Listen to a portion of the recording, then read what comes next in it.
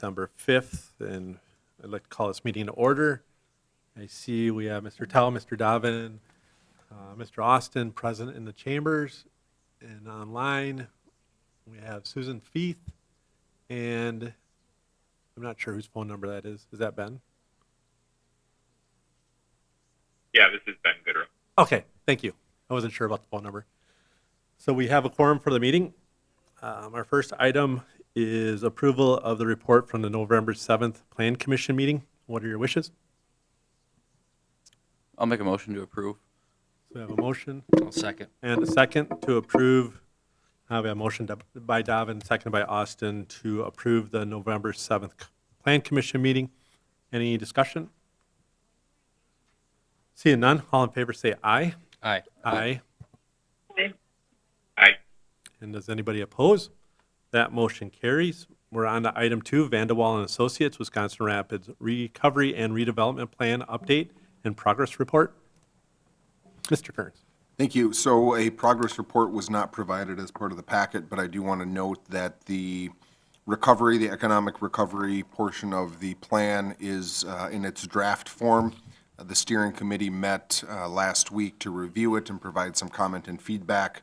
We're going to provide some additional comment as staff, more grammatical type stuff, and then I think we'll either be presenting that in front of Plan Commission, or we may wait until the redevelopment portion is finalized and then do a joint meeting with council and Plan Commission and the public probably after the first of the year.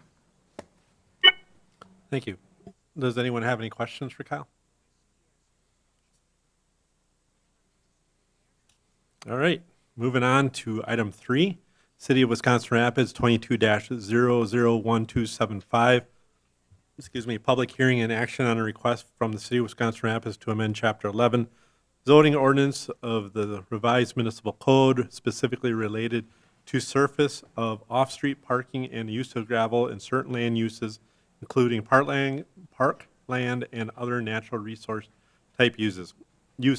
As always, we'll start with the staff report, and then we can open a public hearing and take all the questions and comments. Thank you. So right now, our zoning ordinance requires hard surface parking, driveways for both, or primarily for all commercial, industrial, residential type uses. There are a few exceptions currently in the zoning code, and that is for agricultural and resource-based uses. Agriculture being, crop, greenhouse, and resource being dam and forestry.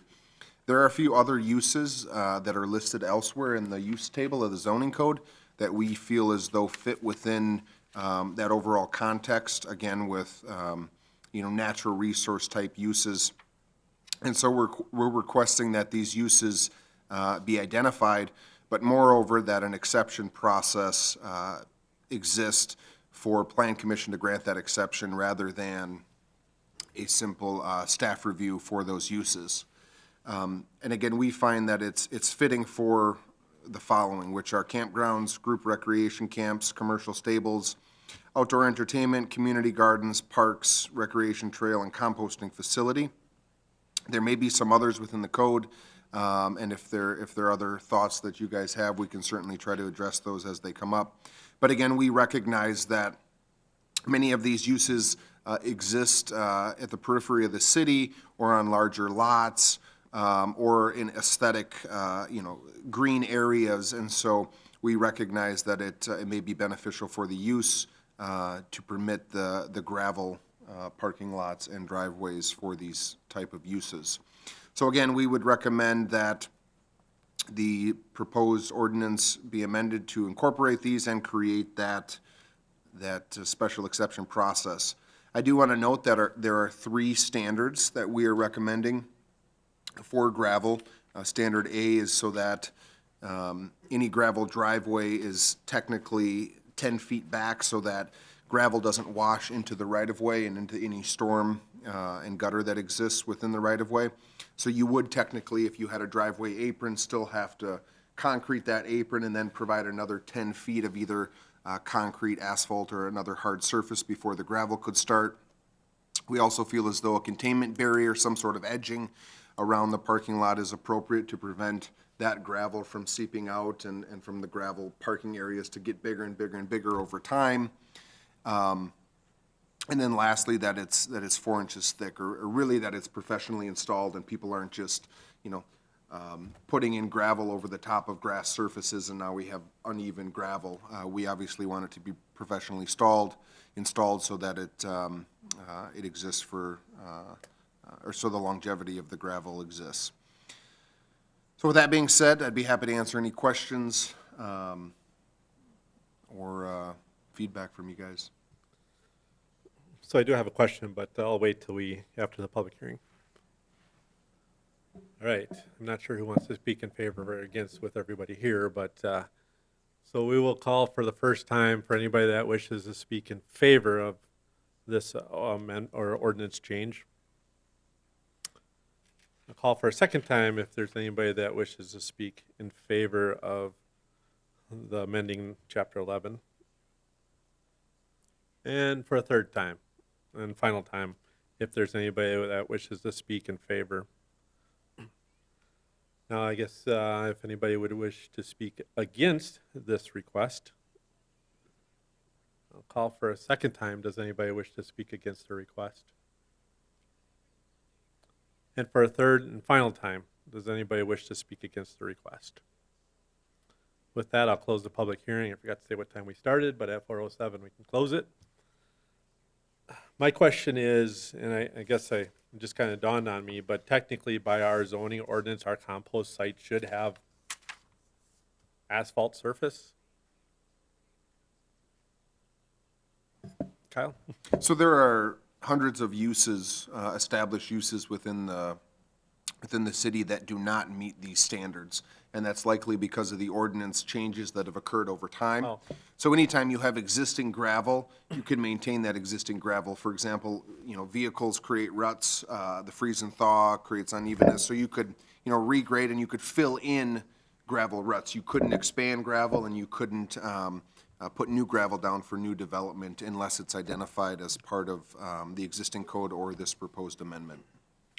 So anything going forward from the time of this new zoning code is where they would have to be enforced, but none of the previous things would have to be caught up.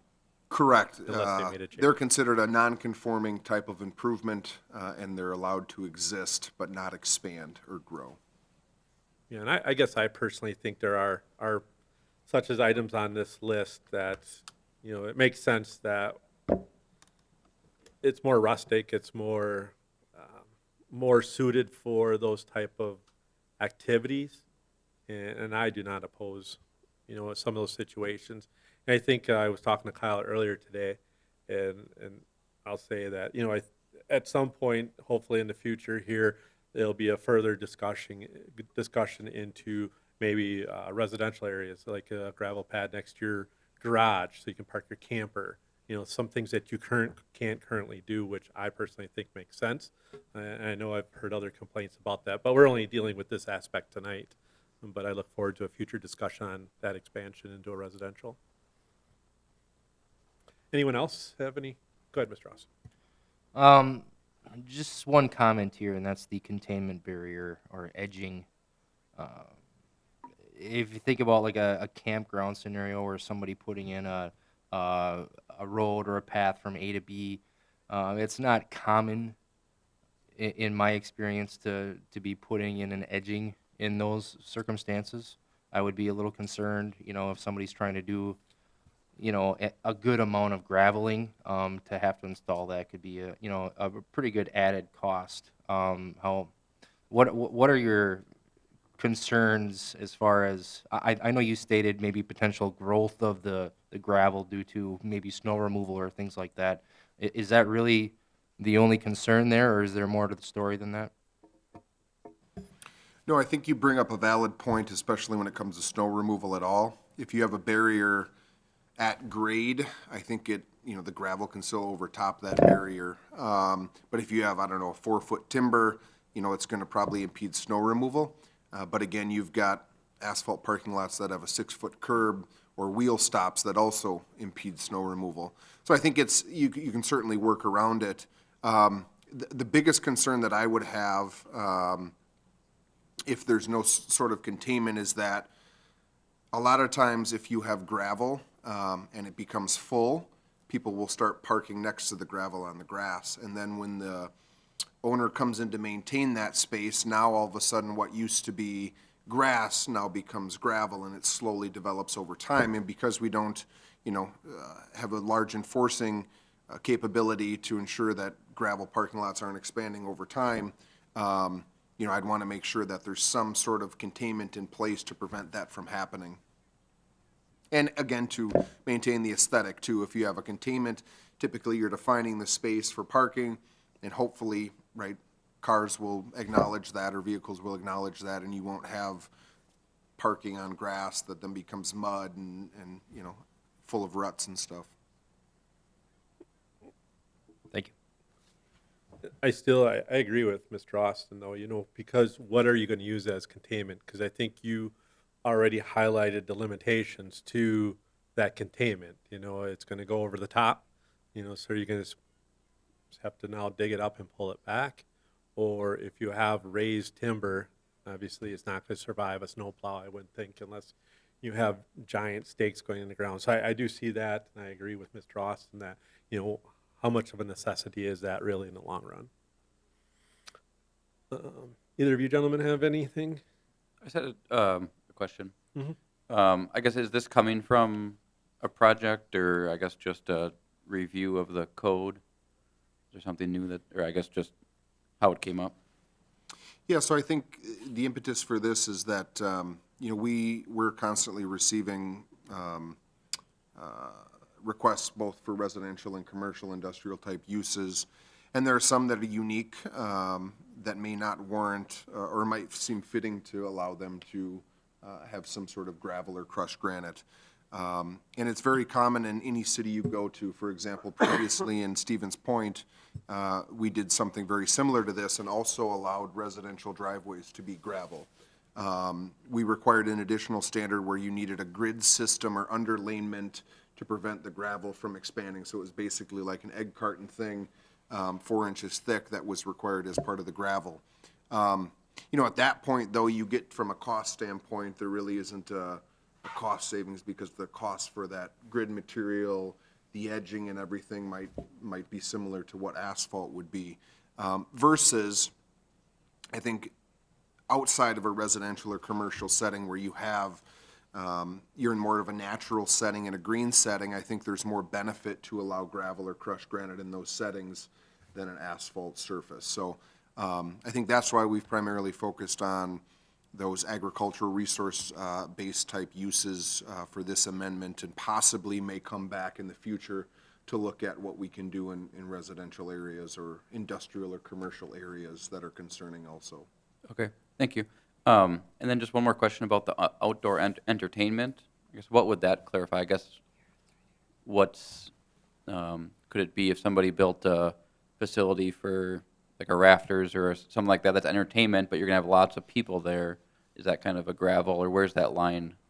Yeah, and I think that could be, I guess I think of a fairgrounds where you've got a lot of event parking or overflow parking, so you might have a small portion of hard surface, but then during those events or during that outdoor recreation, it becomes overflow. And so in that case, there's a substantial burden if somebody's got to provide fairground parking for thousands of fairground patrons versus the overflow parking that could be gravel perhaps in those instances. So, but to answer your question, it could be, fairgrounds, I think we define it, spectator type uses, different events, racetracks, sports arenas that are outside. But then besides what's already in Appendix A, all these would have to come back for a special exception? Correct. Okay. Thank you. Susan, do you have any questions or any comments? Well, I guess, yes, I have one. And that would be with regard to business that comes before the Planning Commission where we have directed the requester to pave or only to conduct commercial activities on paved parking areas, that stands for the moment. Am I correct in thinking that? So yeah, commercial areas would not be part of this exception. So all commercial areas, if you think 8th Street, downtown, would still have to have hard surface. The only case which is at the end of the ordinance, which isn't an amendment, but it recognizes the time of the year. So if, for example, a project gets approved or a project finishes, they get occupancy in November or December for a facility, they can occupy that facility and come back in April or May and then actually pave it when weather permits. Okay, Kyle, I see that requires a written document from the zoning inspector. I know of two projects which appear to be in operation, which have violations of this gravel component of the code. Do these two specific ones have such written authorization to hold off until June? So in the recent one that I know of, the out-of-the-box one, we have a decision document where both parties enter into an agreement outlining the approval as well as any conditions, and those are signed by both parties. So we do have one in that regard, and the other question I would have is with regard to a project at the corner of 8th and East Grand. East Grand. I don't think there was the intent to do any paving, as I recall, at that establishment. I know they are outlining, there was a previous conditional use for a U-Haul establishment, and they had to identify where the U-Haul vehicles were going. But that's an Correct, example but of an I think that Go ahead. I think we put a condition on that particular approval to allow vehicles to be parked only on asphalt surfaces on that location. I know we required striping because the applicant had a number of uses that they were hopefully going to pursue. We needed to see an updated parking plan, and all required parking would need to be striped.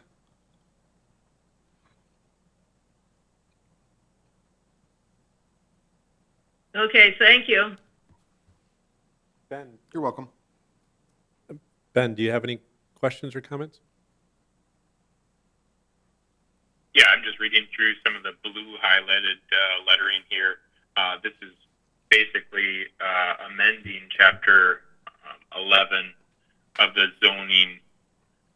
And we're just looking to create a path for these individuals or establishments to alter their surfacing as long as they get authorization from the Planning Commission. Is that correct? I just wanted to clarify.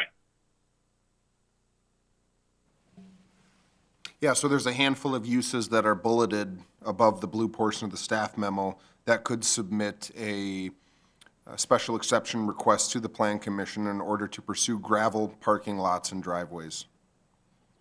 But they would also need to... Okay, I just wanted to clarify that this wasn't a permanent alteration where it just allows all of these descriptions within page 6 here,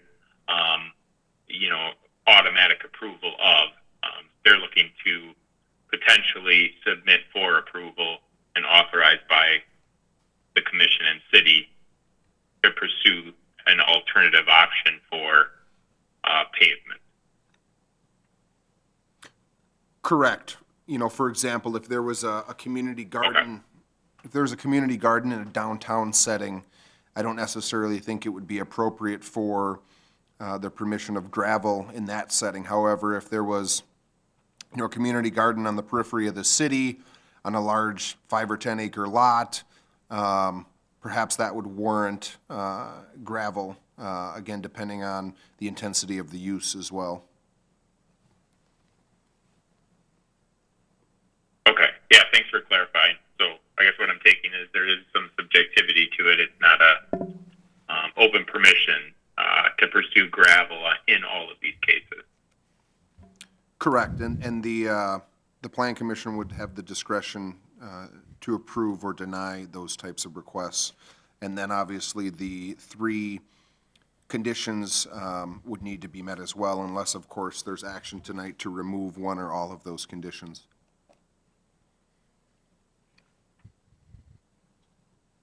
Go ahead, Mr. Austin. I'll make a motion to approve amending the Chapter 11 zoning ordinance, specifically related to surfacing of off-street parking and the use of gravel.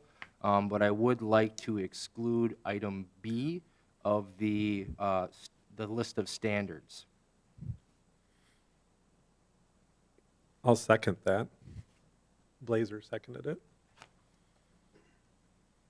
Is there any additional discussion, questions, comments, concerns?